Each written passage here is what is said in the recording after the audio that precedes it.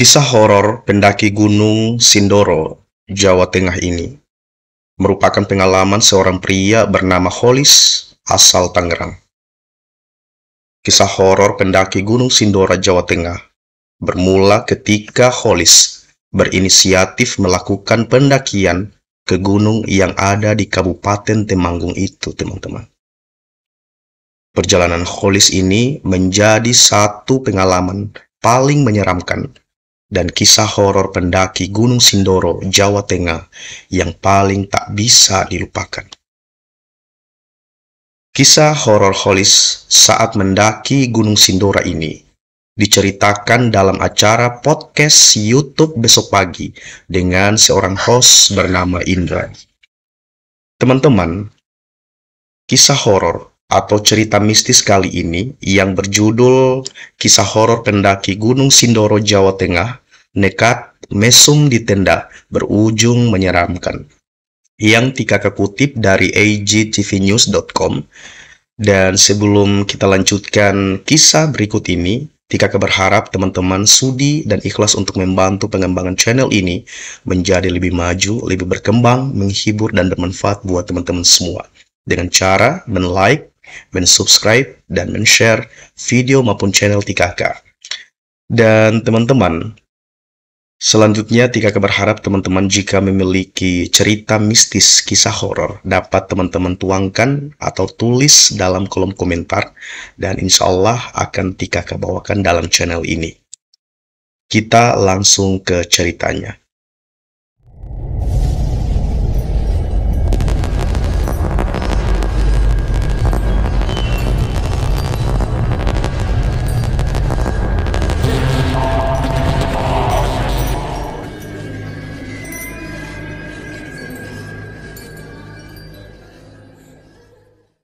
Kala itu, Holis berniat mendaki bersama satu temannya asal Kabupaten Pemalang, tepatnya pada tahun 2018 silam, teman-teman. Dia lantas berangkat dari terminal Kampung Rambutan, Jakarta. Dengan bekal dan peralatan yang dirasa cukup, dia kemudian menyusul ke rumah seorang teman bernama Sempana menaiki sebuah bus. Di jalan, Holis sudah merasakan keanehan demi keanehan. Sebab sepanjang perjalanannya dari Jakarta ke Pemalang, teman-teman, hanya dirinya satu-satunya penumpang dalam bus itu. Tidak ada lagi orang lain. Bahkan itu terjadi sampai dirinya tiba di Pemalang. Dijemput dengan sepeda motor oleh Sempana, Holis kemudian tidur di rumahnya temannya itu selama 1 malam. Sebelum akhirnya keesokan hari dia mulai berangkat ke Gunung Sindoro. Holis dan Sempana, teman-teman, lantas bertolak ke gunung mengendarai sepeda motor. Perjalanan yang lumayan jauh, sekitar 3 jam lamanya. Singkat cerita, teman-teman, keduanya pun sampai di base camp pendakian. Holis tidak menjelaskan jalur mana yang dia pilih untuk muncak ke gunung dengan ketinggian 3.136 meter di atas permukaan laut itu. Hanya saja, dirinya dan Sempana sudah bersiap dan mulai melakukan pendaftaran. Di sana keduanya lantas bertemu dengan 2 orang calon pendaki lain yang bernama Rian dan Ajeng yang berasal dari Solo. Rian dan Ajeng, kata Holis, mengaku ingin mendaki bareng dengan Holis karena saat itu mereka adalah pendaki pertama dan belum ada orang lain yang mendaftar naik ke gunung itu sebelumnya hari itu. Keempatnya pun sepakat naik bersama. Waktu itu sudah pukul 14 waktu Indonesia Barat. Perjalanan dimulai dengan biasa-biasa saja. Berjalan santai dan pelan hingga sampailah mereka bertempat di pos 1 yang mereka tempuh dengan waktu 1,5 jam perjalanan.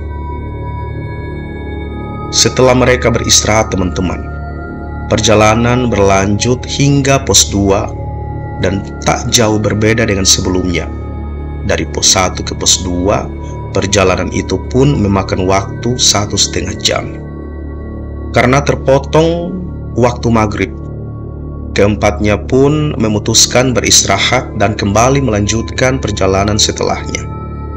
Sehingga sekitar pukul 19:30 mereka sampai di pos 3. Keempatnya pun memutuskan mendirikan tenda dan kemudian beristirahat di sana. Setelah mereka memasak, kemudian memutuskan tidur di dalam tenda. Hollis satu tenda dengan Sempana, sedangkan Rian dan Ajeng memilih mendirikan tenda sendiri. Di tengah waktu istirahat itu, Hollis sulit memejamkan matanya, sedangkan temannya, Sempana, sudah dalam keadaan terlelap. Mendadak sekitar pukul 22:30, teman-teman, Hollis kemudian terperanjat. Telinganya mendengar sesuatu, suara gaduh dan wanita berteriak, mirip suara rintihan. Hollis semakin penasaran. Dia pun akhirnya membangunkan Sempana dan memberitahukan kejadian aneh itu kepada temannya. "Kamu dengar, bro, suara apa itu?" tanya Hollis. "Iya, itu suara perempuan berteriak," jawab Sempana. Keduanya sempat ragu, teman-teman. Meski mereka ingin sekali memeriksa dan memastikan sumber suara itu. Hampir saja Sempana cuek dan mengajak Hollis kembali melanjutkan tidurnya. Namun, Hollis memaksa mengajak Sempana untuk keluar dari tenda mereka. Keduanya pun heran karena melihat sumber suara itu berasal dari dalam tenda Rian dan Ajeng.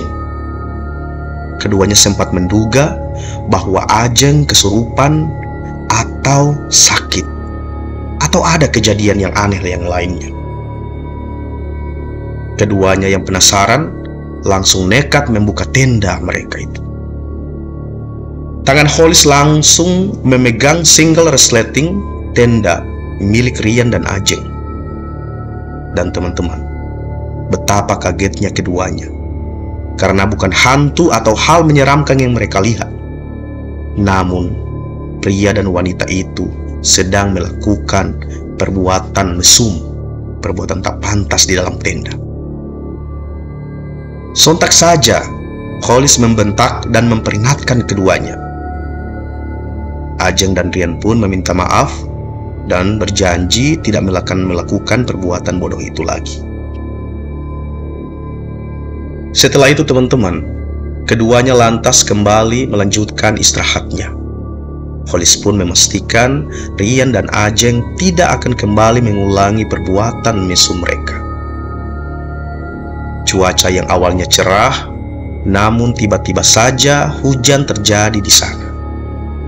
Hujan bercampur angin melanda sekitar pos 3, tempat di mana Hollis, Sempana, Rian, serta Ajeng ngecamp. Setelah hujan reda, Hollis membuat teh untuk menghangatkan tubuhnya. Beberapa saat kemudian, teman-teman, dirinya ingin buang air kecil. Hollis kemudian menuju semak-semak dan banyak tumbuhan alang-alang tak jauh dari tendanya. Namun baru saja dia membuka resleting celana, tiba-tiba dirinya dikagetkan dengan sesuatu bergerak-gerak dari bagian bawah alang-alang itu. Sesosok pocong keluar di hadapan Hollis. Pocong itu berdiri, kemudian sedikit meneguk tubuhnya ke samping, tandasnya. Hollis sempat merasa takut. Namun rasa takut itu hilang lantaran dirinya terlanjur buang air kecil dan belum usai melakukannya.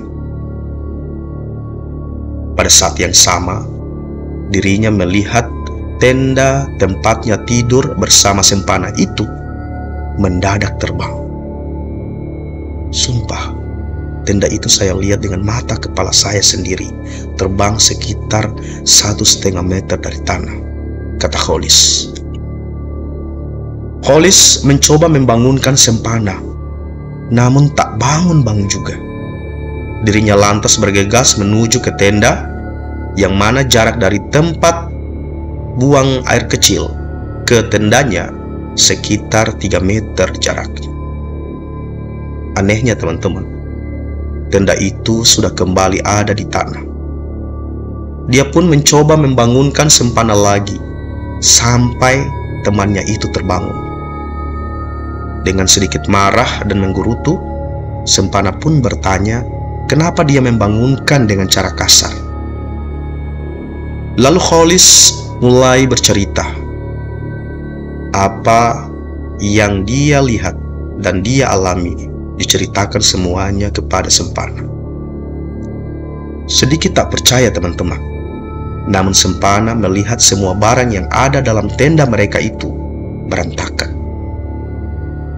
Setelah beberapa saat, keduanya kembali dibuat heran dengan suara perempuan yang berteriak-teriak aneh. Mereka bergegas memeriksa lokasi dan sumber suara itu, dan berasal dari dalam tenda Rian dan Ajeng. Keduanya lalu membuka tenda itu teman-teman, dan melihat Ajeng sedang duduk dengan tatapan aneh, sembari ngomel-ngomel dan terus meluapkan kemarahannya. Rupanya Ajeng kesurupan teman-teman.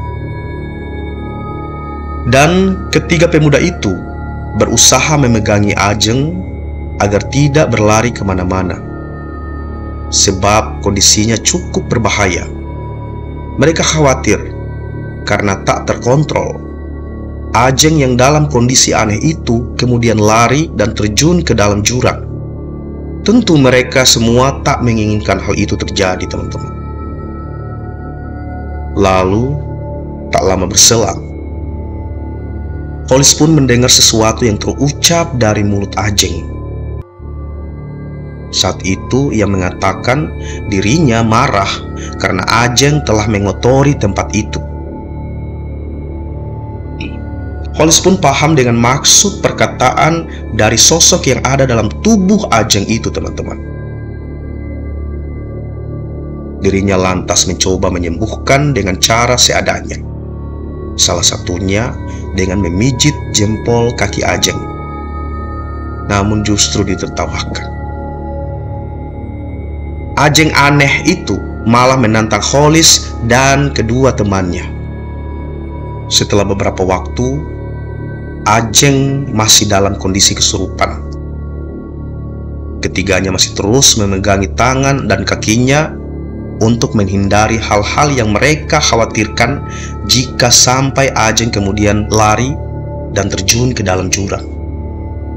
Waktu terus berlalu. Beberapa saat kemudian, datanglah 3 pendaki yang terdiri dari pria semuanya, yang mana salah satunya bernama Agung teman-teman.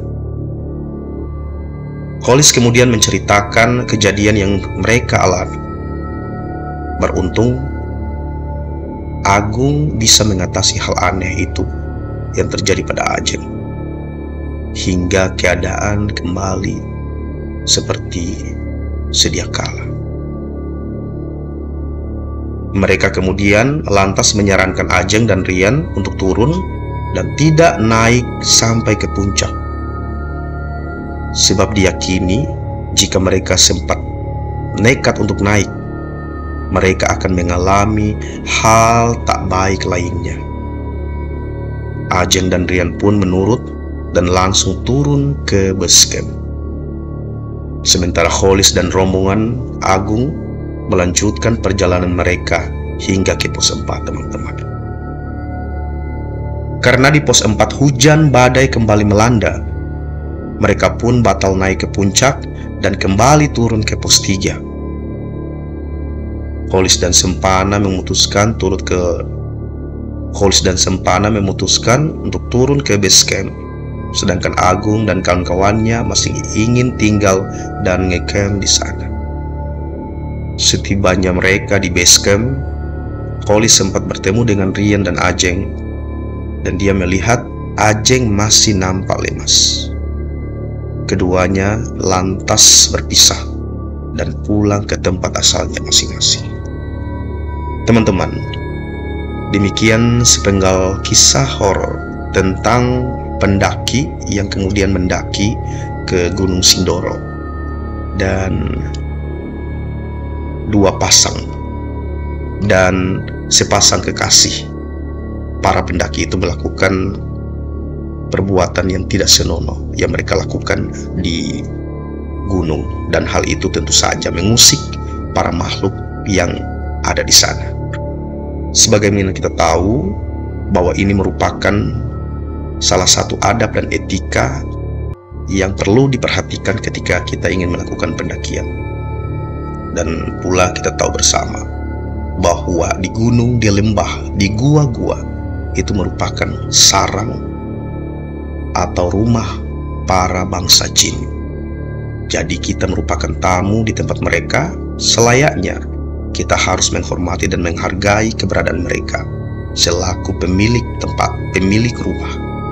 Oleh karena itu, sebelum kita melakukan pendakian, maka banyak hal yang harus kita persiapkan, perbekalan, serta aturan-aturan dalam melakukan pendakian.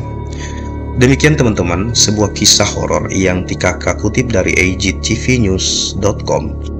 Dan sekali lagi TKK berharap sudi kiranya teman-teman untuk membantu pengembangan channel ini menjadi lebih baik, berkembang, maju, bermanfaat dan menghibur buat teman-teman semua dengan cara men-like, men-subscribe, dan men-share melalui media sosial teman-teman. Insya Allah kita akan ketemu di lain waktu, lain kesempatan.